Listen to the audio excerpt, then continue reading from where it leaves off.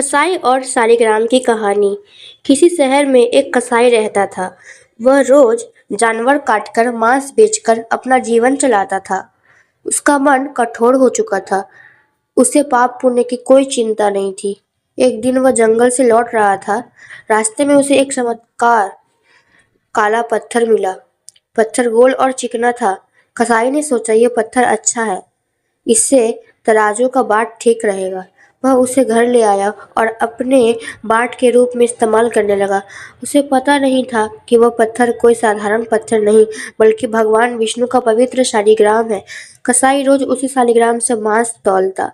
खून और गंदगी उस पर लगती रहती, फिर भी भगवान चुपचाप सब सहते रहते। उसी नगर में एक ब्राह्मण रहता था जो भगवान विष्णु का बड़ा भक्त था। एक दिन वह कसाई की दुकान के पास से गुजरा। उसकी नजर उस पत्थर पर पड़ी। वह देखते ही समझ गया, यह तो शालिग्राम है। ब्राह्मण का हृदय कांप उठा।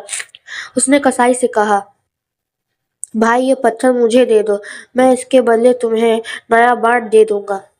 कसाई हंस पड़ा। इसने इस पुराने पत्थर में क्या खास है? ले जाओ, मुझे नया बाट दे देना।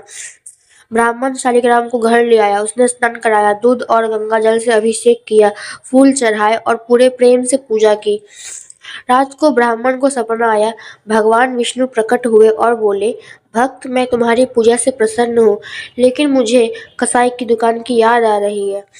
ब्राह्मण चौंक गया। उसने कहा, प्रभु, वहां तो आपको खून और गंदगी सहनी पड़ती थी। भगवान मुस्कुराए। हाँ, लेकिन कसाई अज्ञान में था। वह मुझे बाट समझकर रोज हाथ लगाता था।